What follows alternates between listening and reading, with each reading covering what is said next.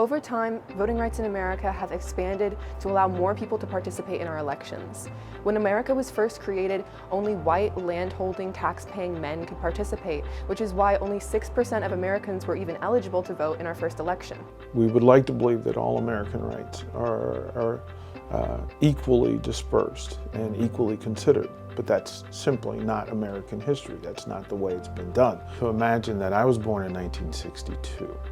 And in 1962, had I been of age, I wouldn't have been able to vote. So in my lifetime, this is a thing that existed. For some of the marginalized communities, I think that there was a sense that, we didn't have a voice. And I'm just going to speak in particular African Americans. And now that things have changed because of some of the amendments that have been passed, there's an opportunity to have our vote heard. And so it's really important that the marginalized communities understand that you have skin in the game. You need to get out and know about the candidates that are up for voting and be able to do your research and then cast a vote so that you can have your voices heard and be a part of solutions in the communities where some communities feel like they don't have a voice, in which they actually do. As a woman and as a Native American woman, they've changed a lot because there was a time where women weren't allowed to vote, and then even after women were allowed to vote, Native Americans weren't allowed to vote, I think, till a little bit after that. And then in some states, from research I've done, they were barring Native Americans to vote for decades after they were allowed to. So I think it's important because there was a time where I couldn't vote as a woman, and especially as a Native American woman. Marginalized communities have been the most historically affected by restrictions to voting. So amendments such as the 19th Amendment for women's suffrage opened up the polls and made our democratic representation bigger. But for 200 years, a large fraction of the population was not heard, considered, respected.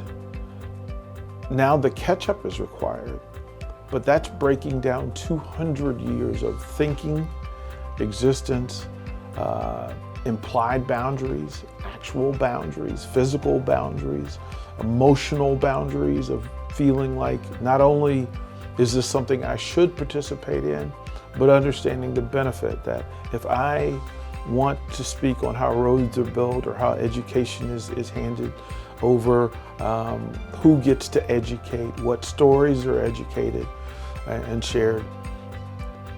The catch-up has begun, but it's not complete. So as we evolve each voting cycle, we get a chance to reset the GPS for what American citizens do in this space.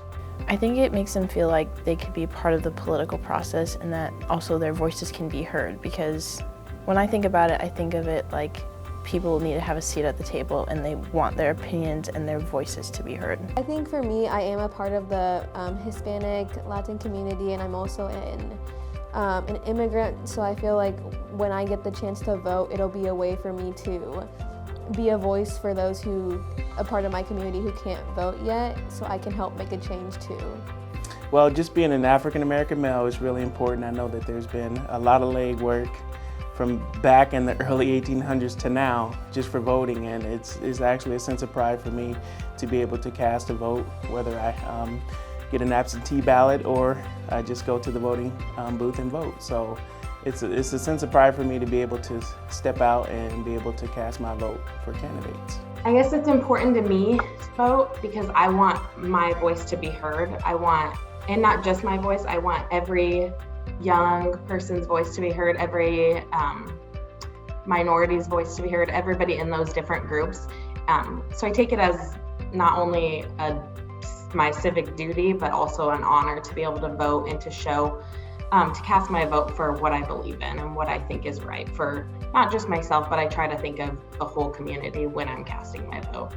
And every great moment in American history involves two things: love of ourselves and each other, and then being active in it. Like those are every great American moment has love and action together. That's what voting is. It's a day where we get on the same page and we speak in volume. If everybody's not heard, everybody doesn't get respected and doesn't get the benefit.